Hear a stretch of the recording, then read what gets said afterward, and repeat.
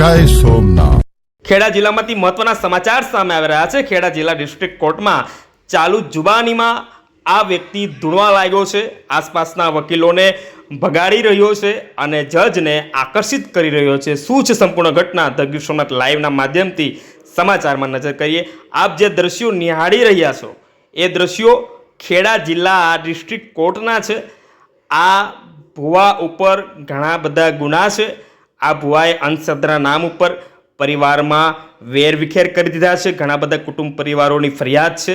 તેમજ આ વ્યક્તિએ અંધશ્રદ્ધાના નામ ઉપર પશુ બલિ પણ લીધી છે। તેમજ ઘણા બધા લોકો પાસે રૂપિયાની લૂંટફાટ પણ કરી છે અને ઘણા બધા લોકોના મર્ડર પણ કરી દીધા છે। આવા પ્રકારના કૃત્ય અને ગુનાના આરોપો આ ધૂણનાર વ્યક્તિ ઉપર છે। તેમજ આવી સંપૂર્ણ વિગતની ઘટનાને લઈને સામાજિક કાર્યકર્તાઓ તેમજ સામાજિક સંગઠનો દ્વારા આમના વિરુદ્ધમાં પગલાં લેવા માટે ખેડા જિલ્લા પોલીસ સ્ટેશનમાં પહોંચ્યા છે અને આમના ઉપર એફઆઈઆર થતાં ખેડા જિલ્લાની ડિસ્ટ્રિક્ટ કોર્ટમાં તારીખ પડી છે અને તારીખના સમયે આ ભુવાને હાજર કરવામાં આવ્યો છે અને આ ભુવાએ જુબાની વખતે જ આ ભુવો જજ સમક્ષ ધૂણવા લાગ્યો છે અને આજુબાજુના વકીલોને ભગાડ્યા છે અને જજને આકર્ષિત કરતા જજે અલગ જ એક નિર્ણય લીધો છે કે જ્યાં સુધી આના પાપ સામે ના આવે, જ્યાં સુધી આ આમના કરેલા ગુના ના સ્વીકારે ત્યાં સુધી આને જેલમાં રાખવામાં આવશે।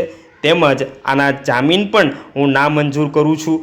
વિશેષ આઈપીએસ ઓફિસરને પણ સૂચના આપી છે કે આમના છોડાવવાના કોઈપણ પ્રકારના પ્રયાસ ના થવા જોઈએ। આમના અરજદારો જેટલા પણ હોય જામીન માટે એ બધા જામીન નામંજૂર થવા જોઈએ અને આમને કોઈપણ પ્રકારની સુખ સુવિધા જેલની અંદર ન મળવી જોઈએ।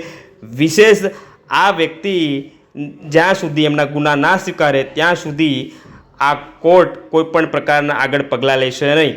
તેમજ આના ઉપર પૂછતાછ એટલે કે રિમાન્ડ હું મંજૂર કરું છું। આ બાબતના આદેશો આપ્યા છે જજશ્રીએ। તેમજ આગળ જોડાતા રહો। ધ ગીર સોમનાથ લાઈવમાં જોડાવા બદલ ખૂબ ખૂબ આભાર। આપને જો આ સમાચાર પસંદ આવ્યા હોય તો લાઈક કરજો, કમેન્ટમાં અભિપ્રાય આપજો, શેર કરજો અને સબસ્ક્રાઈબ કરજો।